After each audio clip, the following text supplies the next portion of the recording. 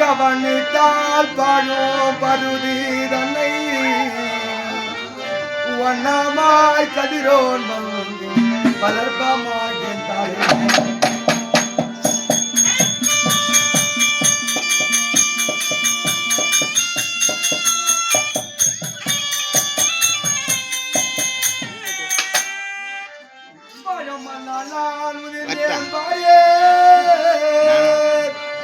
என் மாதாவோ பங்கப்பட்டு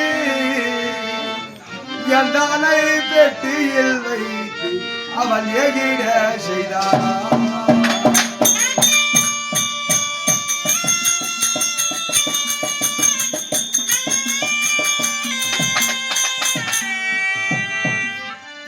கண்ணியில் குந்தி கவனித்தால் பாழும் பருதி தன்னை வண்ணமாய் கதிரோன் வந்து வளர்ப்பமாய் என் தாயை சேர்ந்த பின்னால்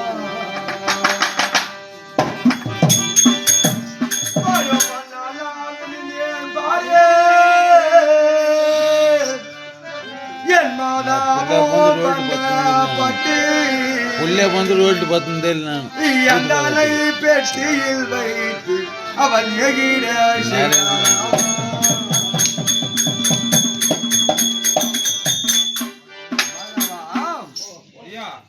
எழுந்தால் என் பிறப்பின் ரகசியத்தை தொட்டத்தின ஆலயம் சூர்யா பாவத்திற்காவது அவளுக்கு சொல்கிறேன் இல்லையோ இங்கு அமர்ந்திருக்கும் சபையோருக்கு தெரிய வேண்டும். ஆமா ஆமா அமர்ந்திருக்கும் சபையோருக்கு தெரியணும், சபையோருக்கு தெரிய வேண்டும். இருந்தாலும் என் பிறப்பின் ரகசியத்தை ஆதி அந்தத்தோடு சொல்லிக் கொண்டே வருகின்றேன். சற்று செவியோடுத்து கேட்டு வரும். இருந்தாலும் ஐயா சூரசேன மகாராஜனும் யாரு சூரசேன மகாராஜனும் குந்திவோஜ மன்னனும் இருவருமே நட்புக்குரியவர்கள். இருவரும் நட்புக்குரியவர்கள். அப்படி இருக்க இந்த சூரசேன மகாராஜனுக்கு 4 பெண் பிள்ளை ஒரு ஆண் பிள்ளை.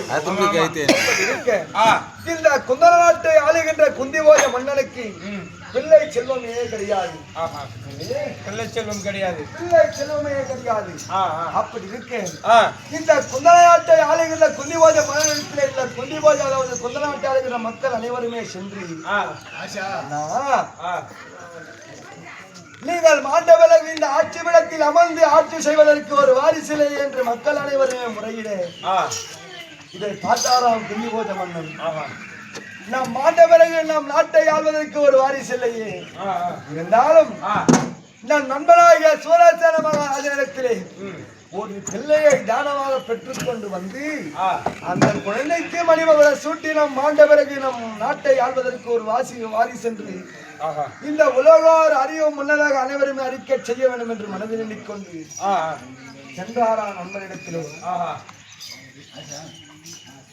அப்படி நண்பனிடத்திலே சென்று, நண்பனே சுரசேனா, நான் மாண்ட பிறகு என் நாட்டை ஆள்வதற்கு ஒரு வாரிசு இல்லை, ஆகையாலே எனக்கு குழந்தையை தானமாக கொடு என்று கேட்டாரா. அப்படி கேட்ட போது பார்த்தாரா இந்த சுரசேன மகாராஜன், நம்மிடத்தில் இருப்பது ஒரு ஆண் பிள்ளை, 4 பெண் பிள்ளைகள். இந்த ஆண் பிள்ளையாகப்பட்டு நாம் ஆண்ட பிறகு நாம் நாட்டை ஆள்வதற்கு வேண்டும். ஆகையால் இந்த 4 பெண் பிள்ளைகளை ராதை என்று சொல்லக்கூடிய 5 வயது சிறுமியை தானமாக கொடுத்தாரா. 5 வயது சிறுமியை கொடுத்தாரு, தானமாக கொடுத்தாரா. அப்படி தானமாக கொடுத்த பிறகு இந்த குந்தல நாட்டு ஆளுகின்ற குந்திபாய் என்ன செய்தாரா, அந்த ராதை என்று சொல்லக்கூடிய பெண் குழந்தையை அழைத்து குந்தல நாட்டுக்கு அழைத்து சென்று மிகவும் சீரோ சிறப்போடு சியாமத்தோடு 400 மேனி பொழுதொரு வண்ணமாக வளர்த்துக் கொண்டு வந்தாராம். 400 மேனி பொழுது வளர்த்து கொண்டாரு. 400 மேனி பொழுதொரு வண்ணமாக குழந்தை மிகவும் சீரோ சிறப்போடு சியாமத்தோடு அழகாக வளர்த்து வந்தாராம். வளர்த்து வந்த போது அந்த குழந்தைக்கு ராதை என்று சொல்லக்கூடிய பேரனைக்கு குந்தமா என்று பெயர் சூட்டினாங்க. குந்தமா என்று பெயர் சூட்டினார். அப்படி பெயர் சூட்டிய பிறகு இந்த குழந்தையாகப்பட்டு அழகாக அரண்மனையிலே விளையாடிக் கொண்டிருக்கிறது. அப்படி விளையாடிக் கொண்டு வந்த நேரம் குந்தல நாட்டை நாடி துர்வாச மகா முனிவர் வருகின்றாரா. யாரு? துர்வாச மகா முனிவர். துர்வாச மகா முனிவர் அப்பேற்பட்ட முனிவராகப்பட்ட குந்தல நாட்டை நாடி வருகிறார் என்று ஆலோசித்தாராம் அரசராகப்பட்ட குந்திபோஜ மன்னன். கடும் கோபத்தோடு இருக்கக்கூடிய துர்வாச மகா முனி நம் நாட்டை நாடி வருகிறாரே, எதற்காக வருகிறார் என்று தெரியாமல் அவர் அரண்மனை வாயிற்படிக்கு வந்த முன்னதாக அழைத்து அமர வழித்து, ஐயா உங்களை கண்டதும் நான் கண்ணியமானேன், இருந்தாலும் எங்கள் நாட்டை நாடி வரக்கூடிய காரணம் என்னவென்று கேட்டாராம். அப்படி முனிவரை கேட்டபோது அந்த முனிவர் என்ன செய்தாரா, குந்திபோஜ மன்னா, உன் நாட்டை நான் வரக்கூடிய காரணம் என்னவென்றால் உன் நாட்டிலே நான் சில காலம் தவம் ஏற்க போகிறேன்.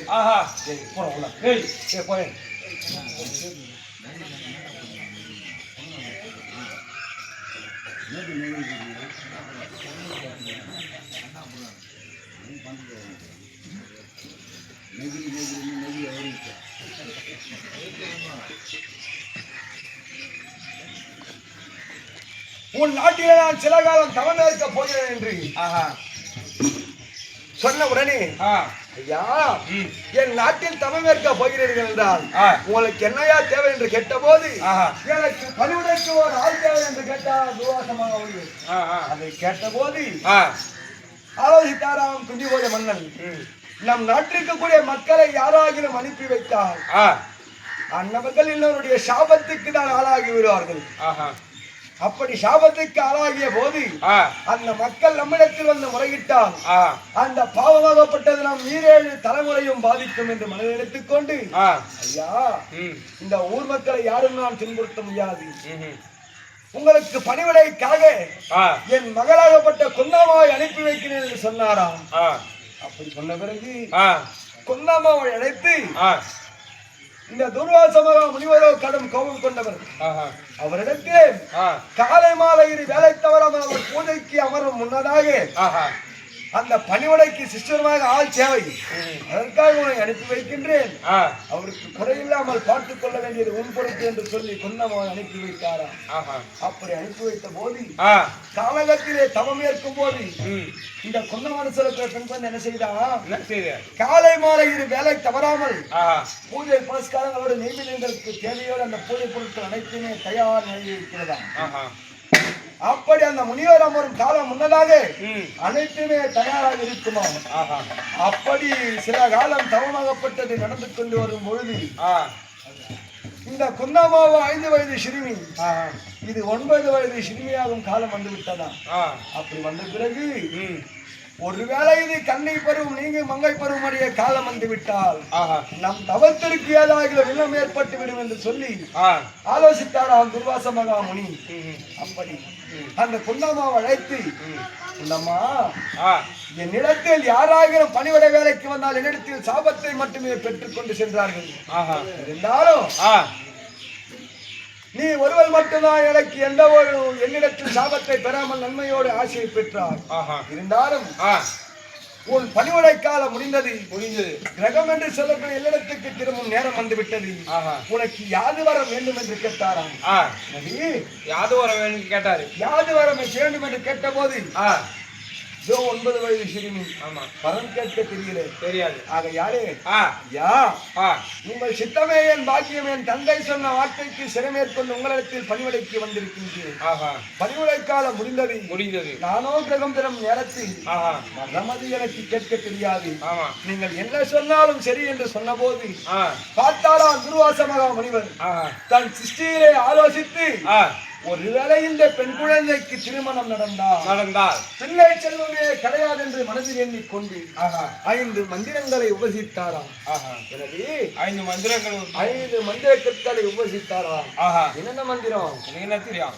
முதலிலே சூரியவஸ்த மந்திரம், இரண்டாவது யமவஸ்த மந்திரம், மூன்றாவது வாழ்வு தேவஸ்த மந்திரம், நான்காவது இந்திர தேவஸ்த மந்திரம், 5வது அஸ்வினி தேவஸ்த மந்திரம். அப்படி 5 மந்திரங்களை உச்சரித்தாராம். அப்படி உச்சரித்த பிறகு இந்த குந்தமாதேவி நாடு திரும்பிய பிறகு இல்லறத்துக்கு வந்த பிறகு பார்த்தாலாம் இந்த குந்தம்மா, இந்த சில காலம் காலத்தை கழித்து விட்டோமே. ஆகையாலே அனைத்து தாலிமார்களோடு கரத்தில குளமெடுத்துக் கொண்டு ஜலம் கொண்டு வரையலாம் என்று சொல்லி காலத்தில் குளமெடுத்துக் கொண்டு கங்கை கரையை நாடி செல்கிறாளாம் குந்தம்மா. அப்படி கங்கை கரையிலே ஜலம் எடுக்க முன்னதாக வளைந்து பார்க்கும் போது அந்த கங்கை கரையிலே கிழக்கு திசையிலே சூரிய பகவான் உதயமாகி கொண்டிருக்கிறாரா. அப்படி உதயமாகி கொண்டிருக்கும் போது அந்த கங்கை கரையிலே அந்த ஜலத்திலே அந்த சூரிய ஓட்டவன் கடுகடவென்று அழகாக பிரகாசித்திருக்கும் போது பார்த்தாலாம் குந்தம்மா, இந்த ஜலத்திலே இவ்வளவு அழகாக இருக்கிறாரே, இவரை நேரில் பார்த்தால் எவ்வளவு அழகாக இருப்பார் என்று மனதில் நினைத்துக் கொண்டு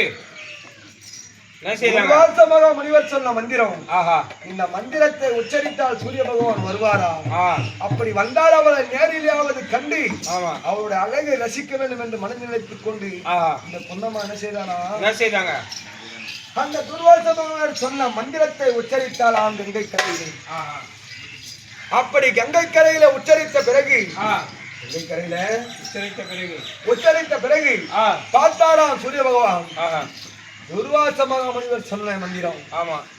அந்த மந்திரத்துக்கு கட்டுப்பட்டு யாராக உச்சரித்தாலும் நாம் போய் காட்சி தருவது அவசியம்.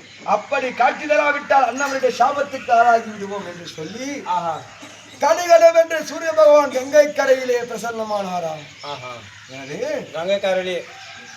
கங்கை கரையிலே சூரிய பகவான் பிரசன்னமானாராம்.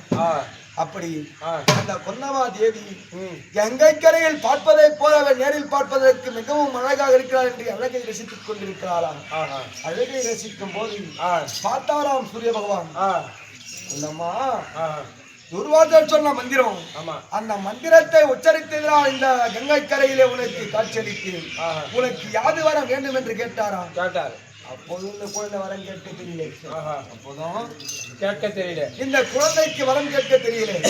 ஆகையாலே துர்வாசமாக முனிவர் சொன்ன மந்திரத்துக்கு கட்டுப்பட்டு வந்திருக்கின்றேன்.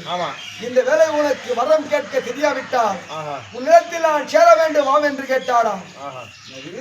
உன்னிடத்தில் சேர வேண்டும் அழைக்க உன்னிடத்தில் சேர வேண்டும் என்று அழைத்த போது ஐயா நானோ ஒரு கண்ணி கழியாத ஒரு சின்ன பெண். என் இடத்தில் நீங்கள் எப்படி ஐயா சேர முடியும் என்று கேட்ட போது சூரிய பகவானாகப்பட்டவர் அந்த கன்னி பருவத்தை நீக்கி மங்கை பருவம் அடைய செய்தாராம். கன்னி பருவத்தை நீக்கி மங்கை பருவம் அடைய செய்தார். மங்கை பருவம் அடைய செய்தாராம். அப்படி மங்கை பருவம் அடைய செய்த பிறகு பாவென்று அழைத்த போது பகலிலே மனித ஜென்மம் உடலுறவு கொள்ளாது, பகலிலே உணவு கொள்வது மிருக ஜென்மம் தான். அப்படி இருக்கு பார்த்தாராம் சூரிய பகவான். இந்த உலகமெல்லாம் மூடும் பணியாக்கி, இந்த உலகமெல்லாம் மூடும் பணியாக்கி கங்கை கரையிலே இருவரும் ஒன்று ஒன்றாய் சேர்ந்தாராம். அப்படி ஒன்றாய் சேரும் தருவாயில் மாதவா ஐயா தானாசுரன் என்று சொல்லக்கூடிய அரக்கன். யாரு? தானாசுரன் சொல்லக்கூடிய அரக்கன் என்றால் 1000 கவச குணத்தோடு பிறந்தவன் தானாசுரன். 1000 கவச குணத்தோடு பிறந்தவன், 1000 கவச குணத்தோடு பிறந்தவன் தானாசுரன். அப்பேற்பட்டவன் தேவர் மூவர் யாவரையுமே வாழ்க்கை வதம் செய்து கொண்டிருக்கிறான். நம்மை போல இந்த உலகில் யாரும் பெரியவர் இல்லை என்று மனதிலே எண்ணிக்கொண்டு தேவர் மூவர் அனைவரையுமே வாழ்க்கை வதம் செய்து கொண்டிருக்கிறான். அப்படி வதம் செய்து கொண்டிருக்கும் போது தேவர் அனைவருமே ஒன்று சேர்ந்து ஸ்ரீமன் நாராயணமூர்த்தி இடத்திலே முறையிடுகிறார்களாம். நாராயணமூர்த்தி இடத்திலே ஸ்ரீமன் நாராயணமூர்த்தி இடத்திலே முறையிடுகிறார்களாம். ஆண்டவா இந்த தானாசுரனாகப்பட்டவன் எங்கள் மீது யுத்தத்திற்கு வருகின்றான், என்னவரை என்ன செய்வது என்று கேட்ட போது அந்த தானாசுரனுடைய ஒரு கவச குண்டலம் மறுபடி செய்ய வேண்டும் என்றான். யார் ஒருவன் 6 மாதம் காலம் தபம் செய்து அவனே 6 மாத காலம் யுத்தம் செய்தால் அவனுடைய ஒரு கவச குண்டலம் மறுபடி செய்ய முடியும். இதை பார்த்தாரா ஸ்ரீமன் நாராயணமூர்த்தி. இந்த தாராசுரனை கொல்ல வேண்டும் என்றால் நருநாராயணாக அவதாரம் கொண்டு நரன் யுத்தம் செய்ய, நாராயணன் தபம் செய்ய, நாராயணன் யுத்தம் செய்ய, நரன் தபம் செய்ய. அப்படி நருநாராயண அவதாரம் கொண்டு அந்த தாராசுரனுடைய 999 கவச குண்டலத்தையும் மறுபடை செய்தாராம். அப்படி அந்த தானாசுரப்பட்டவன் ஒரு கவச குண்டத்தோடு கிழக்கு முகமாக சென்று அபயம் அபயம் அபயம் என்று புறப்படுகிறார். அபயம் அபயம் என்று புறப்படுகிறான். புறப்பட்டு போய் சென்று கொண்டிருக்கும் போது பார்த்தாராம் சூரிய பகவான் யாரோ நம்மிடத்தில் அபயம் என்று வந்திருக்கிறார். இவன் யார் என்று தெரியாமதாக உனக்கு அபயஸ்தலம் தந்தை எழுந்திருடா என்று சொல்லும் போது பார்த்தால்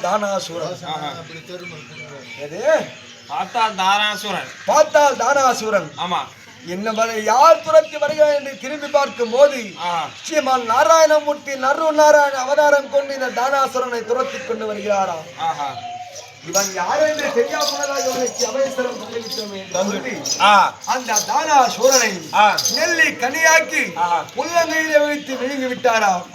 அந்த சூரிய பகவானுடைய அங்கத்தில் இருக்கிறானா தானாசுரன். அப்படி கங்கை கரையிலே என் தாயாகப்பட்டவனும் சூரிய பகவான் இருவரும் ஒன்று சேர்ந்த போது ரிஷிபிண்டம் இரவு தங்காது படிக்கு ரிஷிபிண்டம் இரவு தங்காது படிக்கு கடுகடவன கங்கை கரையில் நான் பிறந்தேன். ஒரு கவச குணத்தோடு மார்பினில் கவசத்தோடு காதில் குண்டலத்தோடு கங்கை கரையில் நான் பிறந்தேனா. பார்த்தாரா என் தாய் பொன்னம்மா தேவி புனித மேயோடு என்னை தழுவி அழுது புலம்பிக் கொண்டிருக்கிறாளா சூரிய பகவானிடத்தில். ஐயா நானே ஒரு கண்ணி கழியாத ஒரு சின்ன பெண், என்னை மங்கை பருவம் அடைய செய்து ஒரு பிள்ளையும் பெற்றெடுத்து விட்டேனே. இந்த பிள்ளை எடுத்துக்கொண்டு நான் வளர்த்துக் கொள்ளலாம் என்று நினைத்தால் இந்த உலகோர் எல்லாம் என்னை இழிவாக பேசுவார்கள். ஒரு அரசல் குலத்தில் பிறந்து இப்பேற்பட்ட வேலையை செய்து விட்டாலே குன்னமா என்று உலகோர் எல்லாம் இழிவாக பேசுவார்கள். நான் என்ன செய்வது என்று சொல்ல சூரிய பகவான் சிச்சினாலே வேலை என்று சொல்லக்கூடிய தங்க பெட்டியை வரவழைத்து அந்த தங்கப்பெட்டியில் எண்ணெய் வைத்து என் தாய் முந்தானியை கிழித்து என் மேனையின் மீது சாற்றி மறவா ஐயா கங்கை கரையிலே விட்டெறிந்தார்கள் என்னை. கங்கை கரையில விட்டுட்டாங்க. கங்கை கரையிலே விட்டு விட்டார்கள். என் தாயாகப்பட்டவள் மறுபடியும் கன்னிப்பருவம் அடைந்து கிரகம் திரும்பினான். என் தாயாகப்பட்டவள் விட்ட சாபம் இந்த குழந்தைக்கு யாரு தாயாதிபட்சம் இருக்கிறார்களோ அன்னவர்கள் கரம் பட்டால் தான் இந்த பேரண்டு பெட்டி திறக்க வேண்டும் என்று சாபத்தை விதித்தார். இந்த கங்கையாகப்பட்ட கங்காதேவி என்னை தாளாட்டி கொண்டு அழைத்து செல்கிறான். அப்படி என்னை தாளாட்டி கொண்டு அழைத்து செல்லும் போது அந்த பெட்டியாகப்பட்டது அசினாபுரம் கரையை ஒழுங்குகின்றதா. அனுதினமும் திருநாட்டு வைவரும் தன்னுடைய தேர்ப்பாக இருவரும் வந்து சாணபானங்கள் கங்கைக்கரையில் செய்வது வழக்கம். கங்கைக்கரையில் ஸ்நானம் செய்வது வழக்கம். சாணபானங்கள் செய்வது வழக்கம். ஆமா. அப்படி சாணபானங்கள் செய்து கொண்டிருக்கும் போது பார்த்தா நான் தேர்ப்பாகன் அரசே நம் கங்கை கரையில் ஒதுங்குகிறது ஒரு தங்க பெட்டி. ஆமா. பார்த்தாராம் பேரரசை பிடித்த திருநாட்டம் தேர்ப்பாக அந்த பேரு சொல்லக்கூடிய பெட்டியாகப்பட்டது என்னது. ஆமா. அந்த பெட்டியில் ஏதாவது இருந்தாலும் முன்னையே சாரும் என்று சொல்ல சாரும் என்று சொன்ன போது அந்த பெட்டியை பார்த்தான் தேர்ப்பாக கொண்டு வந்து திறக்க முயன்றானாம். அந்த பெட்டி திறக்கவில்லையா. ஏனென்றால் என் தாயாகப்பட்ட கொல்லாமலை கொடுத்த சாபம் இன்னவர்களுக்கு யாரு தாயாதிபட்சம் இருக்கிறார்களோ அன்னவர்கள் கரம் பட்டார்கள் இல்லை பெட்டி திறக்க வேண்டும் என்று சாபத்தை விதித்தார். திருநாட்டவர் கரமது பட்டவுடனே அந்த தங்க பெட்டியாகப்பட்ட திறந்தது. அந்த பெட்டியை திறந்தவுடனே பச்சிலம் குழந்தையாக மார்பினில் கவசத்தோடு காதினில் குண்டலத்தோடு பச்சிலம் குழந்தையாக நான் தமிழ்